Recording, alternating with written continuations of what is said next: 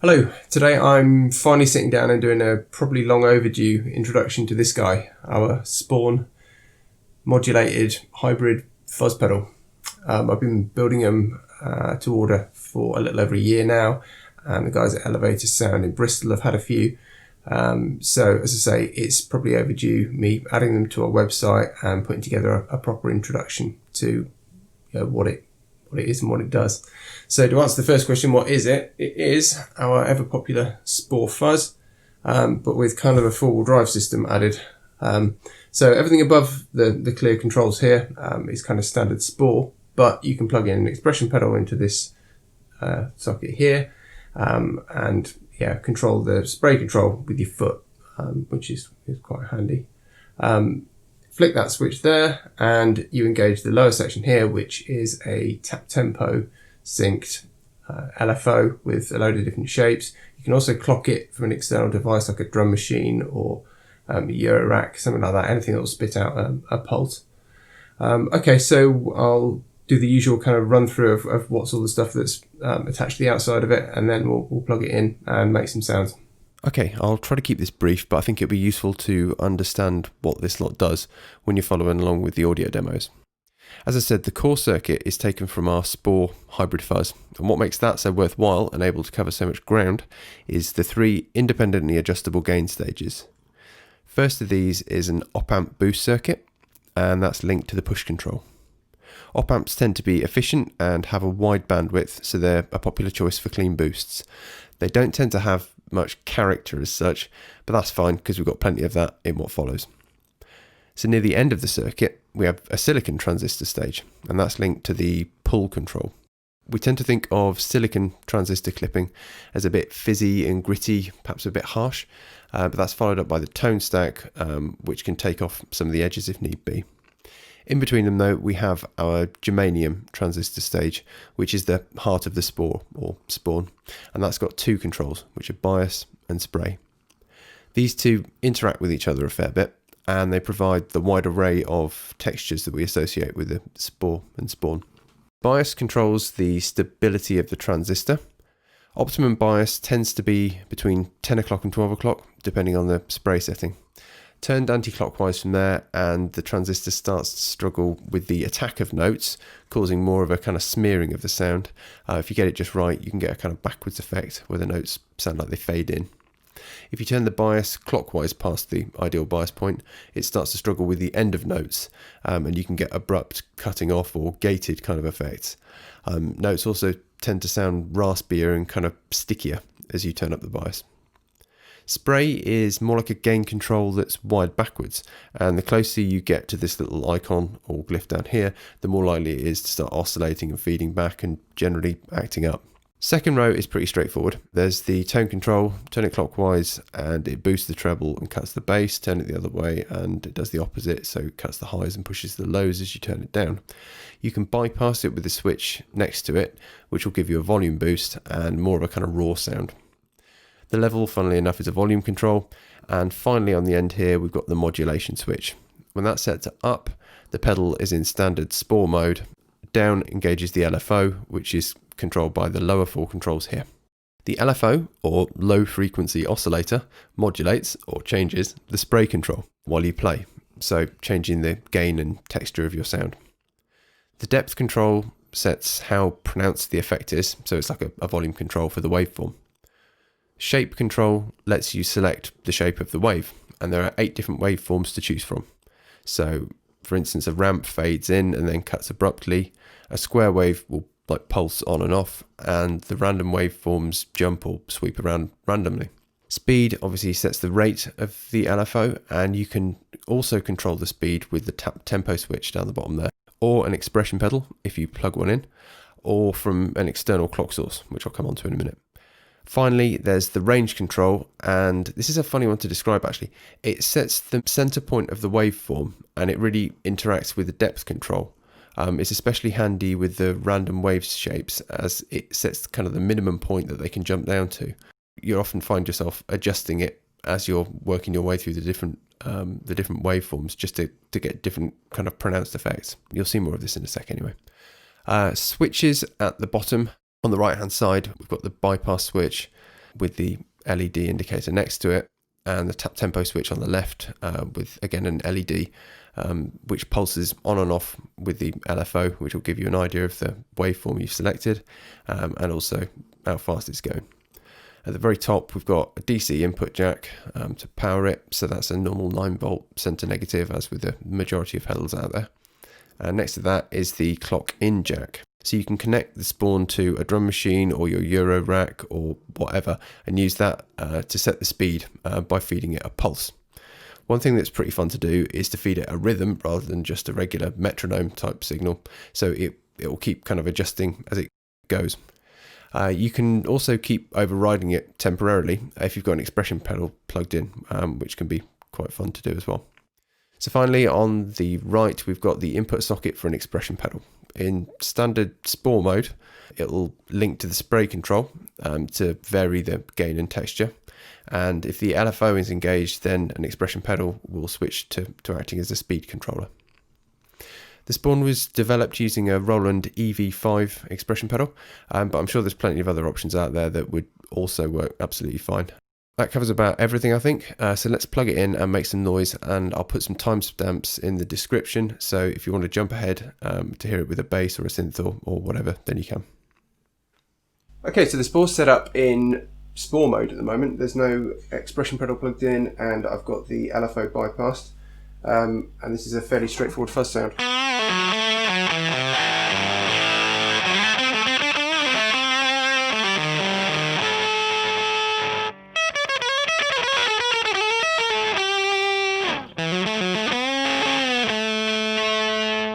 It's quite splatty. Push the gain up a little bit.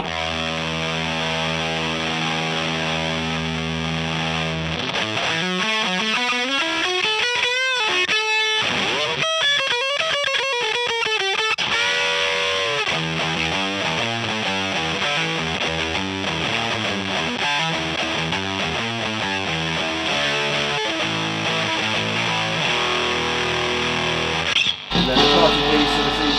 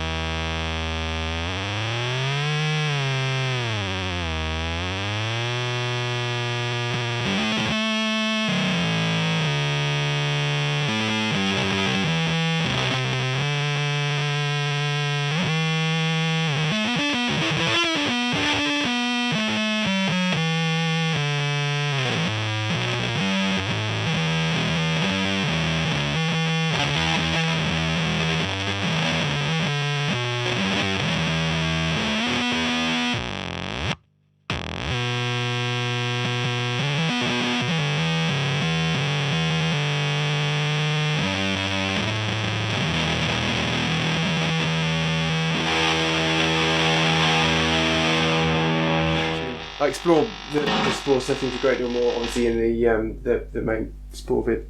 So let's plug an expression pedal in and see what we get on with that. Okay, so I've hooked up the expression pedal, and I'll show you a couple of things that you can do that are pretty cool. First is just sort of gradually kind of pushing the sound in, fading it in. Getting these really kind of cool lo-fi swells with it.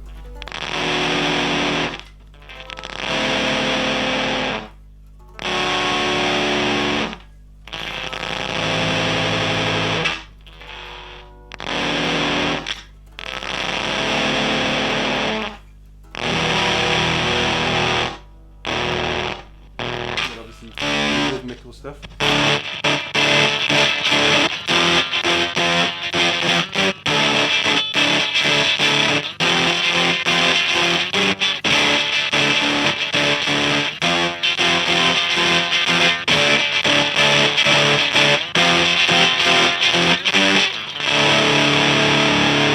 Obviously, as soon as you start pushing the gain up a bit more, you get the opportunity to almost control the oscillation side of things.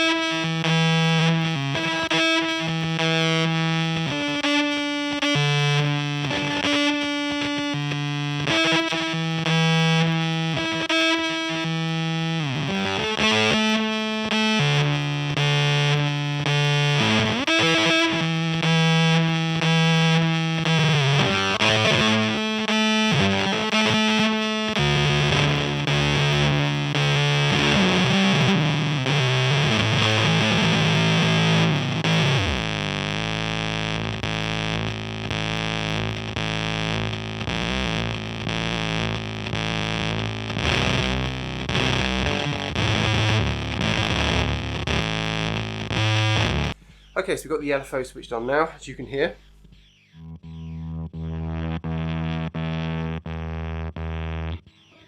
I'll run through a few different options that we've got with that. So we've got like a kind of a ramp waveform at the moment.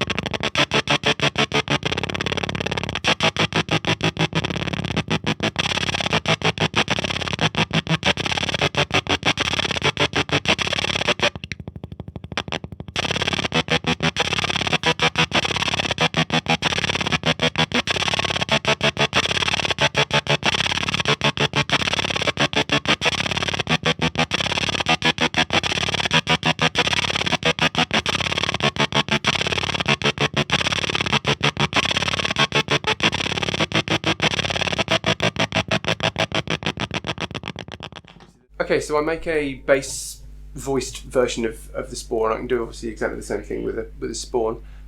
This is just the stock standard one, and to be honest, it sounds absolutely fine. If you play a variety of different things, I'd just go with different instruments and use electronics as well as guitars and basses and all the rest of it. I'll stick with the stock standard one, as you can hear it.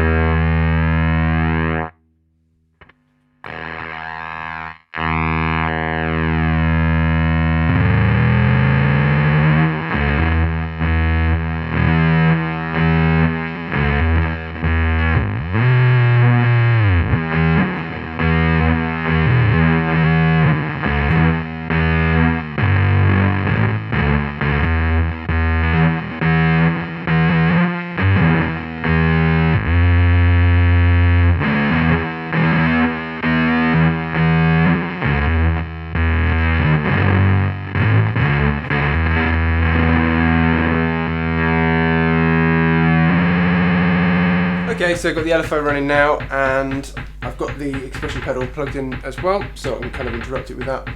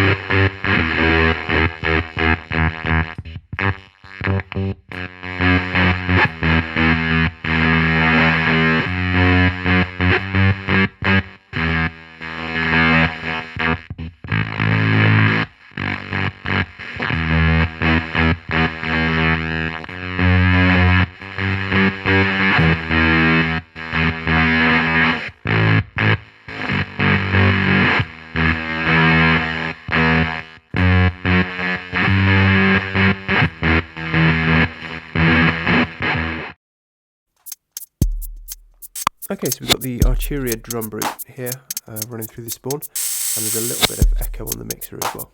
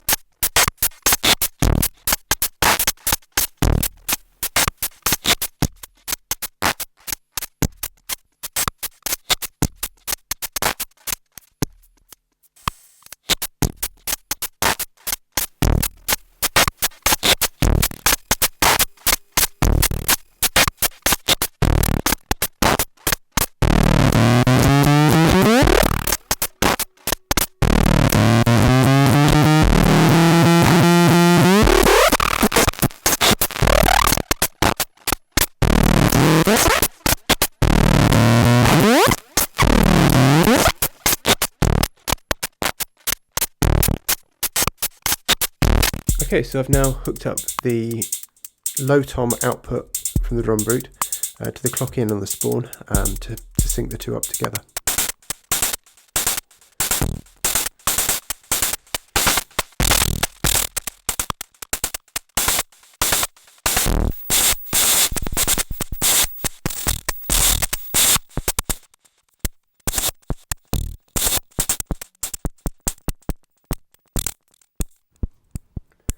I've not just gone with the sort of standard 4 beats per bar. I've programmed in something a little bit more complex so it creates like a rhythm of its own.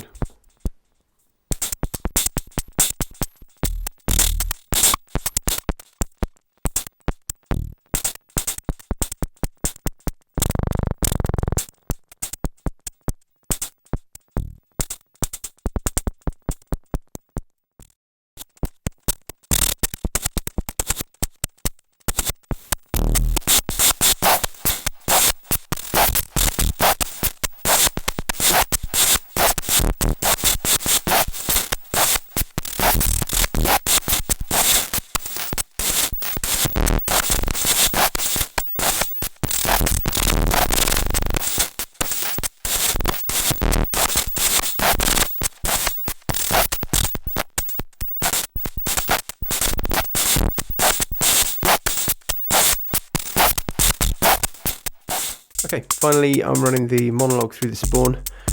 You can also hear the drum brute going in the background as well. The drum brute is clocking both the monologue and the spawn here.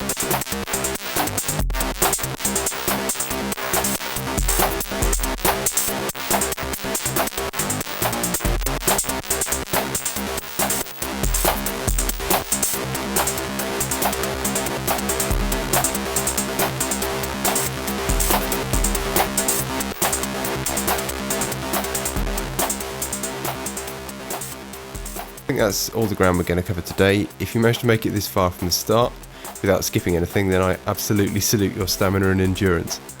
I hope this has been useful. If you want to see any more of the spawn or any of our other designs, it's well worth checking out our Instagram or Twitter or Facebook feeds. I put more bite-sized content up there fairly regularly, so have a look and maybe follow us if you're into this kind of stuff. Thanks for your time and have a great rest of your day.